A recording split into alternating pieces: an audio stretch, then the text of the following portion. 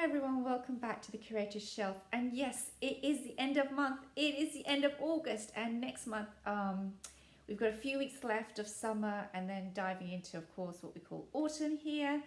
It's absolutely beautiful in Belgium, and I'm hoping we have a dry autumn. But weather aside, let's turn to what I do at the end of every month so far. What I'm trying to do is what I would call my review of a deck. When I've done a month with a deck and a deck dive, I guess that's what we call it. And so far I've already done one with the Dreaming Way Tarot. I think that was May.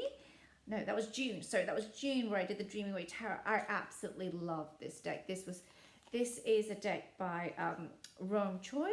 Hopefully I don't butcher the name. And yeah, I was recommended this by a friend, and she got it right because I absolutely love this deck. Now I'm not going to go through it again. I think I've already posted the review. What I learned that month though was that when I explore a deck fully and I get to know it, I also get to know kind of like a deck I can use for a specific reason. And this deck, I always have trouble with pages. This deck has the most amazing pages, like the expressions on their face, their whole body language, how they're holding, let's say, a sword or a cup or whatever. It just has the most amazing like court cards, but especially pages. And so I really am really grateful to this deck. And if I hadn't had like a month with it, if I'd just been like shooting through like a week with it, I wouldn't have picked up what this deck means to me in terms of learning as well. So yeah, I've already done a review. I raved about it enough. But following kind of like June with the Dreaming Way Tarot, I did in July the Greenwich Tarot, which is just over here. I'll grab it for you very quickly. This was a deck that I explored because basically Boho Tarot, Dawn Michelle, she'd done the Everyday Witch Tarot. And it's funny because I had that, I've already got that one, but her recommendation and the comparison with the Greenwich was what drew me to pick this one up. And yeah, this is now becoming one of my all-time favorite decks. Just done so well. And again, I've already done the review, so I won't rave about it too much here, but this is definitely a deck that I turn to if I'm really, really troubled. So yeah, it's like one of those decks that's like a BFF, like a best friend. And exquisite artwork, and also just and the guidebook is fantastic.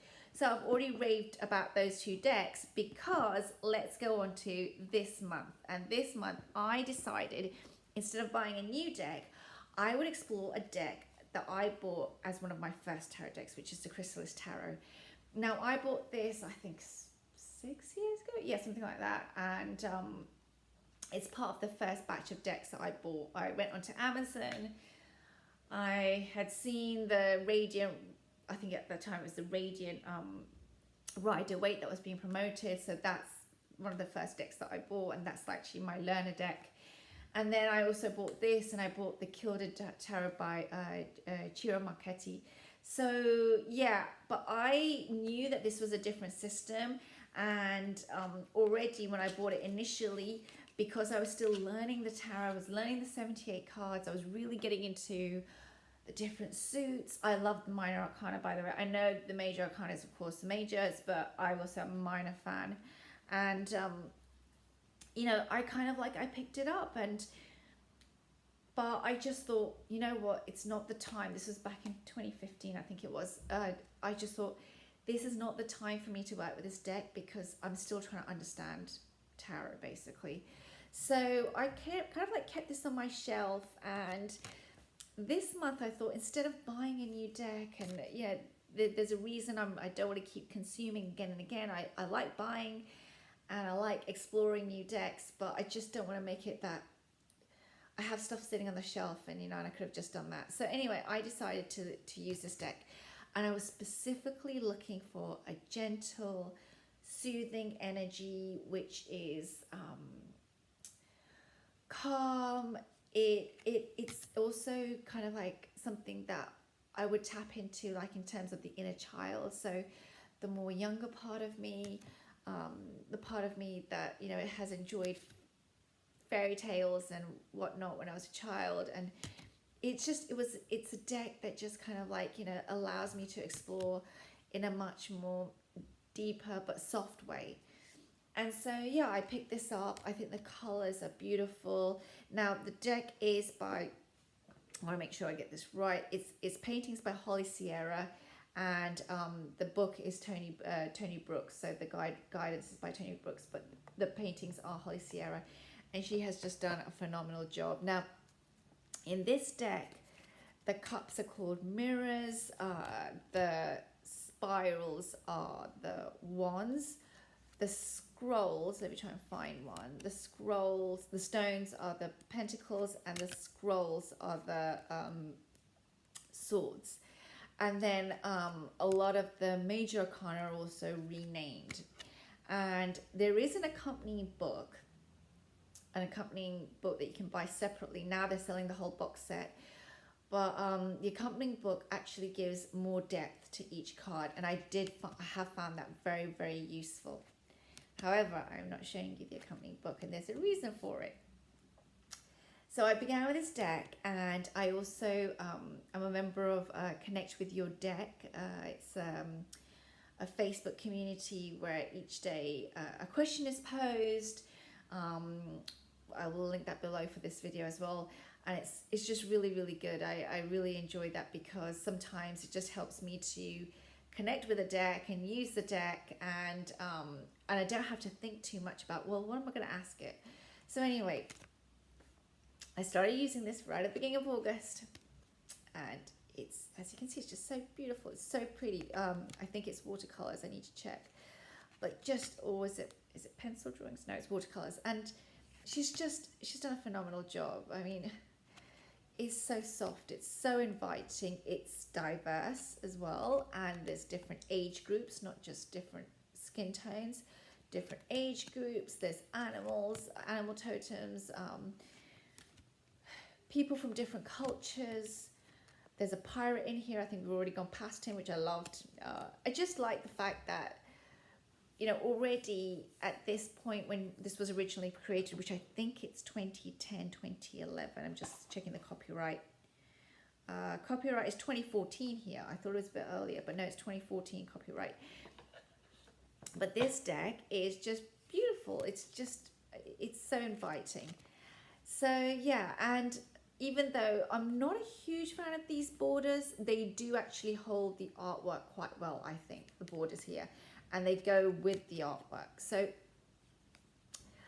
began with this early August, and I'm doing everything that I need to do in terms of, you know, and journal writing, which I'm going to do a separate video on how I journal then. And anyway, I've got about 4 days in, and I've only got the deck at this point because originally I'd only bought the deck, and I thought I'll get the book. So I went and ordered it on Amazon. Got the book, started using the book. It arrived within 2 days. It was perfect. Started using the book. Great book. Got to about August the 10th. And this is what I'm going to say now, which is not actually, it's not to dismiss the deck at all. But this is the bit that I want to share with people who are learning tarot or getting into tarot or whoever. Is I just didn't want to go further. I felt like the daily draws were becoming quite heavy, or well, they weren't heavy, but it was almost like it was a chore basically. The daily draws had become a chore. That rhymes as well, and I was like pushing myself to pull a card. I mean, the whole day would go, and about 7 in the evening, and be like, oh yeah, I have to do that. And I'm just going to say this outright. For me, when something becomes like that, it's lost its freshness. It's lost whatever it's meant to be doing for me. And this is not always about the deck as well. It's about where I'm at. But I just remember I felt like I was pulling teeth. I wasn't connecting with the deck. The deck wasn't connecting with me. I don't know which one it was. And quite ironic because, you know, I'm doing the challenge Connect With Your Deck. And I just felt myself feeling really like, and then what happened was, this is my thinking process. This is one of my first decks. I've got to bond with it. So I thought what I'll do is I'll keep the book to the side and I'll come back to it and I'll use another deck. And about 3 days after that, and I'll show you the other deck I used, I kind of like realized that that book is going to sit on my shelf for nostalgia because it goes with this deck, right? And I want everything to be perfect. I'm not going to use that book because I'm not connecting with the deck. And truth be told, I sent the book back. It was in pristine condition. I dipped into it, I think, about 3 or 4 times max. And I sent it back. And I want to share that because maybe somebody out there is holding on to something thinking, I'll make it work another time. And I realized if I want to make it work another time, I can buy the book another time. But I just don't want something else sitting on my shelf that at some point I'm going to have to toddle down to the charity shop or to the wherever else I need to go to dispose of it or to let it go or resell it. And I just thought, no. So that is my story with this deck so far. I love the deck. It is beautiful. I mean, who's going to ever complain about this artwork? I mean, look at that. The 8 of Spirals, communication, movement, fire. Oh, God, sorry, my fingers are blocking it. Fire. That deer shooting through. You feel as if, is it under threat or is it taking the energy? I mean, I love first of all, I love the 8 of Wands, technically known as the 8 of Wands. But I mean, she's done a fantastic job conveying the message. You know, 6 of Mirrors. 6 of Mirrors is 6 of Cups. You know, nostalgia, thinking about our past and that reminiscing and there's something about this that's just, you know, 4 of Cups. I mean, can you see anything more beautiful than this? And it's very nice if you're doing inner child work. I mean, now this is 10 of Scrolls, which would be 10 of Swords. You know, again, just being being beaten down and just the sadness of that tiger is just, it's so well conveyed. The 7 of Spirals. I also believe that some of this has links to the celestial aspects. So, you know, she's just done such a fantastic job.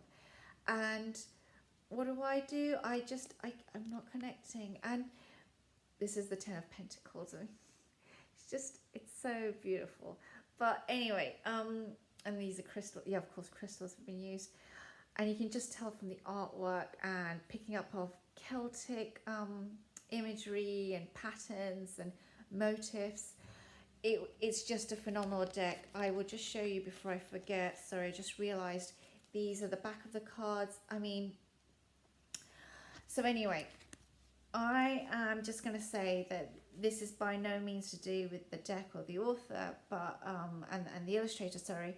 I just wasn't connecting, but I wanted to share my thought processes, which were, you know, I'm someone that's always been like, well, if it doesn't work, just try harder or try again, or, you know, and I just realized at one point that this is not what tarot is about for me. Tarot is a process.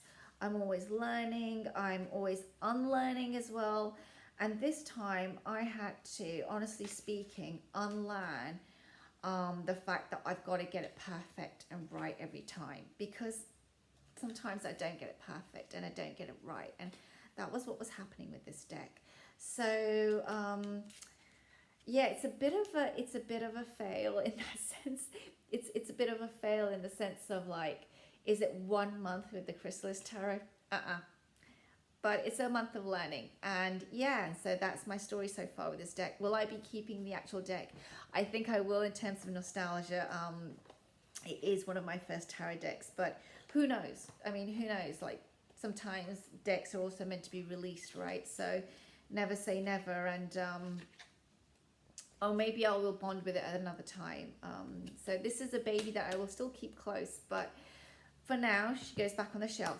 Now, so you're going to think, well, what did you do for the rest of the month? And yep, this is the truth. I picked up Tarot of the Golden Wheel. Now, this is a deck that I have been using really for readings with other people. By the way, this is mass market. The Dreaming Way is also mass market, and so is Tarot of the Golden Wheel. It's another US Games. The author is, before I forget, I need to be careful here, Mila Losenko, and I will check who is the illustrator as well. comes with a small little guidebook, so you know, you might need to use a larger reference book. I think she's the illustrator as well. Yeah, I think she's both the illustrator and the writer of the guidebook. And this card deck, retails around 20 euros, which I think is about 25 USD, something like this. Now, this is why I love it. Now, this is a deck that's based on Russian folklore, Slavic storytales. So just to be very clear here, we're not going to see certain diversity, but it has a theme of a country of origin or a geographical origin. So just to be very clear here, that this deck, there is a reason why we don't see certain diversity. These are the backs. Very pretty. I like the fact that they're symmetrical. And it is borderless, which just makes it absolutely phenomenal. Now, these are watercolors, and the reason why I picked up this deck was sometimes at night, you know, when we have certain imagery coming back to us, these leaves kept coming back to me. I don't know why or how, but the leaves here of this watercolor were just so present in my mind. When I'd seen it on the internet, I'd seen I hadn't seen that many reviews, but there's some kind of a movement in this deck through the watercolor. That's how I can express it. It doesn't feel still to me. And the Queen of Wands in this deck is one of my favorite. By the way, the Queen of Wands is one of my favorite cards, even though I'm not a fire sign. I have my moon is in Sagittarius, but the Queen of Wands is one of my favorite cards, full stop. I always find that she's very bold, she's very striking, and she's very pragmatic, an extreme force of energy. Like, for me in the tarot, in the 78 cards, she is the goddess for me, basically, actually. And so, yeah, I absolutely love the Queen of Wands in this deck. I mean, this is a woman not to be messed with. And just the way the illustration has been done, the flowing ribbon of her banner, the cat, the ornateness in the clothing, this very Russian Slavic embroidery that I see that's been depicted in the pictures, it just completely captivates me. Maybe because I'm of Indian origin as well, and I see some of the Eastern infusion into the West here. For some reason, I absolutely love it. Like I keep going back to, the movement of energy in this card is phenomenal. I don't think people are still at all. It doesn't feel stiff. When I lay the cards out next to each other, when I'm doing readings, it's almost like the story starts to blend together. I can see it. Look at that Two of Wands. So it is just a deck that I love. And because I've been doing a month of looking very inward at some personal issues, let's put it this way, to do with my individual self, to do with family, to do with relationships, but it's a very inward looking time. But also at the same time, see, for example, I could have used the Marielle, right? I could have ordered that and used that, but I really wanted to use energy which is soft, because some of the issues are beyond like adult issues, basically beyond the adult stage. So I really wanted a deck that was just soft and inviting and also bright. You know, I'm still in summer, and I'm someone that just loves that bright energy. I want to soak up, given the fact that we don't have much sun this year, I want to soak up that brightness. And this deck just did it for me. It was just so simple, straightforward. Temperance. I mean, look at Temperance, isn't that? I mean, I like the fact that she twists it, you know, and she does her own. This is the Two of Swords. And you can feel the energy of just feeling confused or at an impasse. And, you know, the cracked earth and then that sky. So desperate for just that, you know, fill my cup, you know, just, sorry, this is the Three of Swords. Fill my cup. Just give me give me the sustenance that I need, basically.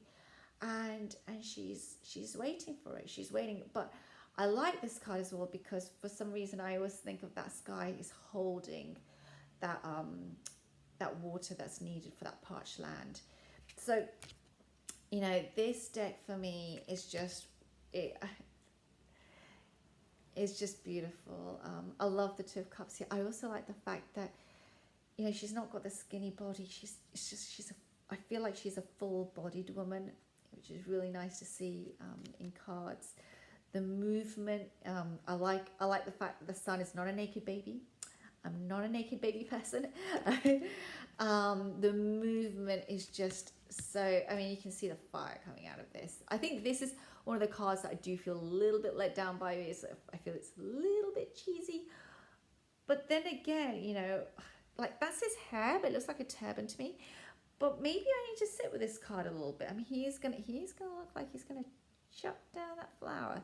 So, you know, it's just it's cleverly done, actually. So look at that tower. I mean, could you get a better tower? So anyway, this is the deck. This is the deck that I'm using. Now, normally I would use this deck. Now look at the look at her robe. Those, and just look at her cat companion, who's very still, but looks like he or she is posing for a picture. But and that's a gorgeous, gorgeous family. Kind of like there's something about this that just feels like everything has come together. But yeah, I just think that this deck has just done wonders. Now, when I read, I was using this for reading with other people. I thought it'd be a great deck to use when reading with others. But I guess like I bought her for me too because I picked her up and she reads like a dream. So that's the only way I can put it. This is Tarot of the Golden Wheel by, well, don't want to butcher the name again, Mila Losenko. And yeah, I think this is, I mean, you know, it is just a standard Rider-Waite deck. But if you're new to tarot, if you're learning, this, because it's a Rider-Waite Smith clone, it's very useful. If you want a deck just to pick up to, because you want to read for others, you want something simple, this is there. But if you want something that gives you also movement, color, freshness, vibrancy, all of that, and it's at mass market prices, this is the deck I would suggest. So yeah, so even though this was meant to be 1 month with the Chrysalis Tarot, it's turned into a bit of a like 10 days with the Chrysalis Tarot and then 3 weeks with Tarot of the Golden Wheel. So yeah, so that was just what I wanted to cover for this video. We're 23 minutes in. So to wrap up, just also to mention, and something that I think might help, maybe I need to do a video on this, I don't know, but I'm kind of like really looking at goddess energy, which I think is very common amongst many tarot tubers.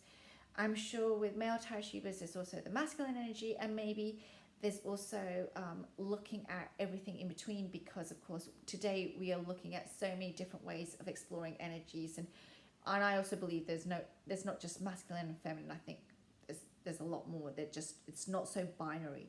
So for me also, like, I wanted to explore the whole goddess energy because it's something I haven't done.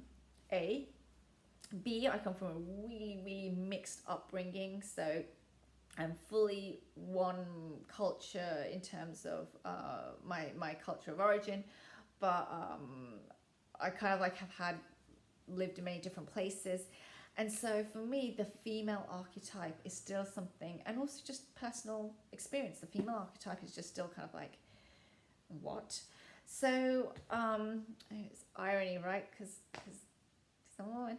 But there you go. So I decided to start off with some very basic mass market decks. Now, I've gone for the ones that I think are very, very common out there, which is stuff like the Divine Feminine, Goddess Power. I know that like sometimes decks have also like a lot of discussion around in terms of cultural appropriation. So just to note that I have noted that when I'm looking at these decks. I also have, I'll just grab it quickly because I'm just doing the tail end of this video. I also have already used this month, better not knock that off, is here. I've also used the Kuan Yin. I've used it actually with others more than myself. And I've used also this Kuan Yin. I have both. And I've also used this month, before I forget, I have used also the Isis Oracle. So there you go. I've had a little bit of a fun with some goddess energies.